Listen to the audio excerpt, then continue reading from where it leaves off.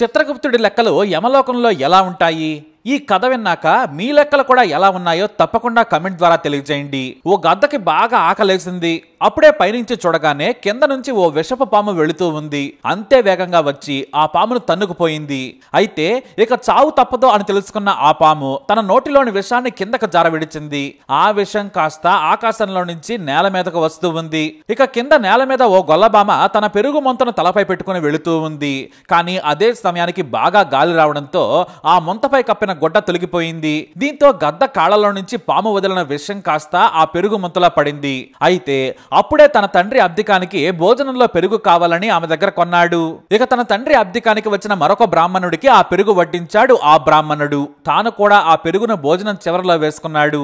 ఇక అందులో విషముంది కాబట్టి ఆ ఇద్దరు బ్రాహ్మణులు చనిపోయారు. ఆ తర్వాత కొన్నాళ్లకు యముడు బ్రాహ్మణ హత్య మహాపాతకమని గొల్లబామ గద్దకు కూడా ఆయుష్ తగ్గించి యమలోకానికి తీసుకెళ్లిపోయాడు.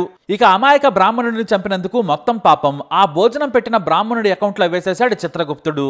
ఇక మొత్తం బ్రాహ్మణుడి పాపాల చిట్టా చదవగా బ్రాహ్మణుడి హత్య మహాపాపం కాబట్టి ఇతన్ని సలసలా మాడే నూనెలో వేయించాలని యముడికి సలహా ఇచ్చాడు చిత్రగుప్తుడు.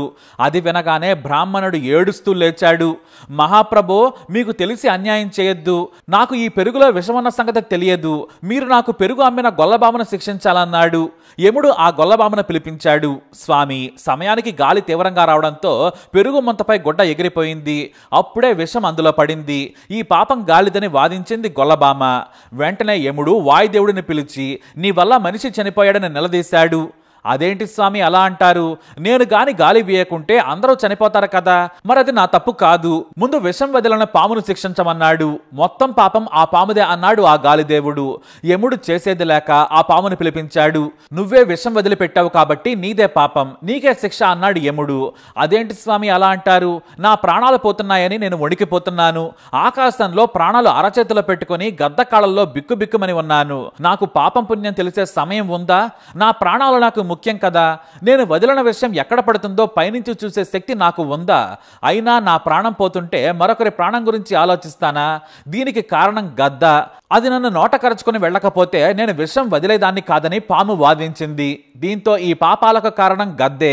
పిలిపించమని చిత్రగుప్తుడికి చెప్పడంతో గద్దొచ్చింది. ఎందుకు నువ్వు పామును తనుకుని పోయావు?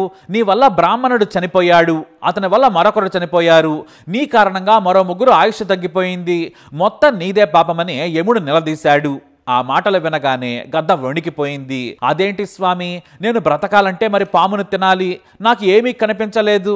నేను ఆ పామును ఎత్తుకొని ఆకాశంలో వెళుతున్నాను. అది నా బ్రతుకు. నేను తినకుంటే ఎలా బ్రతుకుతాను?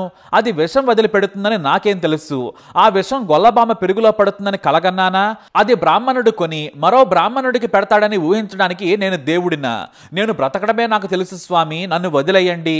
ఈ పాపం నా అకౌంట్లో వెయ్యొద్దు. ఇది అన్యాయం అన్నది గద్ద.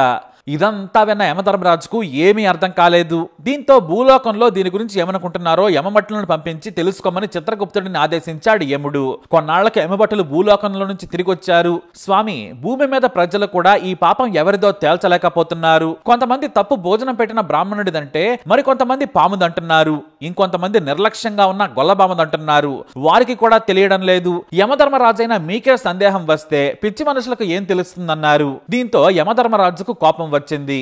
సరే, ఆ బ్రాహ్మణి హత్య పాపాన్ని అందరికీ సమానంగా పంచండి. గద్దకు, పాముకు, గొల్లబాముకు, విషం కొన్న బ్రాహ్మణుడికి సహా సమానంగా ఈ పాపం పంచి శిక్షలు అమలు చేయమని చిత్రగుప్తుడిని ఆదేశించాడు యముడు. ఇదే మాదిరిగా యముడు కూడా సంధ్యా థియేటర్ మహిళ మరణానికి కారణమైన వారికి శిక్షలు వేస్తాడు అనడంలో సందేహమే లేదు. సింపుల్ గా చెప్పాలంటే సంధ్యా థియేటర్ దగ్గర మహిళ మరణానికి కారణం కూడా అందరూ. ఈ పాపం అందరిది. తాను వస్తే తొక్కిసలాట జరుగుతుందని తెలిసి వచ్చిన హీరో అల్లు అర్జున్ది మొదటి పాపం. తాము ఫ్యాన్స్ ని కంట్రోల్ చేయలేమని తెలిసినా అనుమతించిన థియేటర్ యాజమాన్యానిది. ఇక సరిగ్గా ఏర్పాట్లు చేయని పోలీసులది. ప్రీమియర్ షోకు అనుమతులిచ్చి ప్రజలను గాలికి వదిలేసిన ప్రభుత్వానిది కూడా పాపమే. అంతకు మించి మొదటి రోజు ప్రీమియర్ షోకి ప్రాణాలకు తెగించి డబ్బులు ఎక్కువ ఖర్చు పెట్టే వెర్రి ప్రేక్షకుడిది కూడా పాపమే.